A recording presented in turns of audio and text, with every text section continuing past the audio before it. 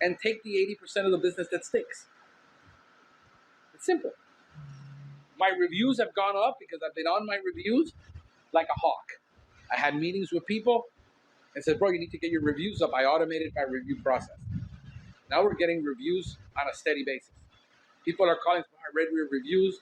You have amazing reviews about how you're a genius and how you were a teacher and how you're a borderline, professor. And you know what? I'm getting school teachers that are calling me and saying, I want you to do my pest control. Why? Because I built a model that attracts people that want that kind of consulting, that want to feel safe. They don't want just a spray inside. So if you want an inside-outside spray service, I can give you the number of 241 companies that will do that if we can't service you. Simple. So I decided I'm going to be a salesman. Because when I used to have an infrastructure and I had a support system and I was in sales, I was a lion. And I became a lamb. And the entomologist part in me is struggling. I said, you know what? I now phrase it differently when I talk to the client. I still tell them the same thing in a different way, that it doesn't feel like they're forced to do something. It's their decision. And I make it sound like it's their decision. So they're buying from me. I am not doing a lot of selling because of the way I phrase it. The way I phrased it before was very limiting, but it was limiting on purpose because I had to sell higher price services to be able to make the same income, to be able to cover all my bills, work 30 hours a week, and not kill myself. Now I'm going to hire people. I'm going to use different tactics. I'm going to bring in part-time people and make it sound like gig work because everybody wants to be in the gig economy. And make it sound like gig work, like you can work your own hours, set your own schedule. My guy does that. And he's highly productive, and it's a system I tested. It took me 2 years to perfect it, to perfect the recruiting system, the training system, the hiring system. I'm going to be talking to Michael over at Perfect Follow-Up. I believe it's Perfect Follow-Up. I had looked at his software before. It's really good, and it's great for this kind of stuff to follow up and use it for recruiting and use it for recruiting customers and following up and automating that whole follow-up process with potential recruits, potential employees, potential customers. And now I forgot his name. I'm sorry, Michael. I forgot your name. Really nice guy. And I want to have him on the show and talk and have a little podcast about what his software does. He gave me a free trial before. I wasn't in the mind frame to even test drive it. It's a very in-depth piece of software that has a lot of bells and whistles, and I just didn't have the time. So a lot of things are going to change this year. I've been talking to guys who have grown companies now. Guys like, I'm watching Polite Pest Control on what they're doing. A lot of you are going to go to their website and disagree with them. It doesn't matter. Travis Bottoms is doing a bang-up service at marketing. Another guy that's doing a bad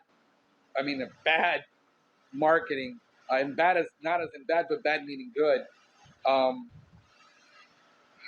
He's over in Arizona. And now I just lost my train of thought. I mean, that's why my brain works. I need more cigars. Oh, great. My lighter isn't on. Come on. I don't know why it's sparking inside. I can see it. Gotta watch it and put this thing close to my face.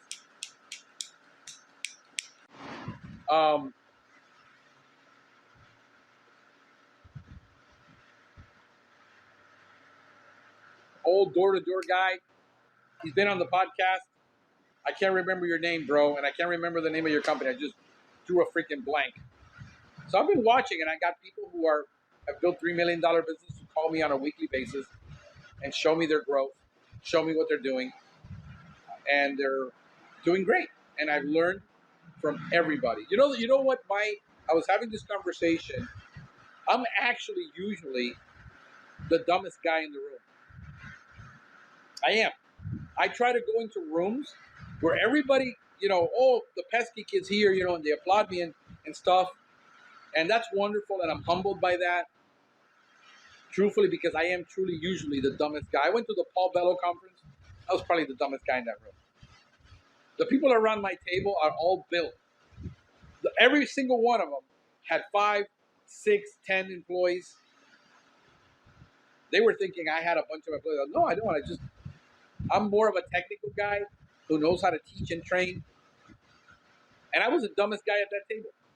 But you know what I've learned? I don't care to be the smartest guy. I care to be surrounded by the smartest people.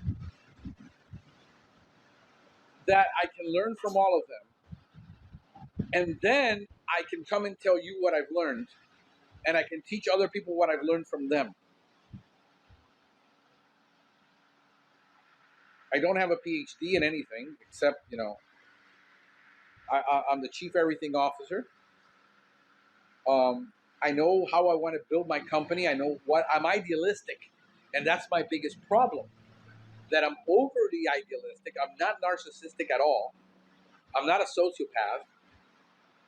I'm not a brilliant marketing guy. I'm not any of that. Like I said, I'm usually the dumbest guy in the room. And I surround myself, but I learn from everybody. I listen to everybody.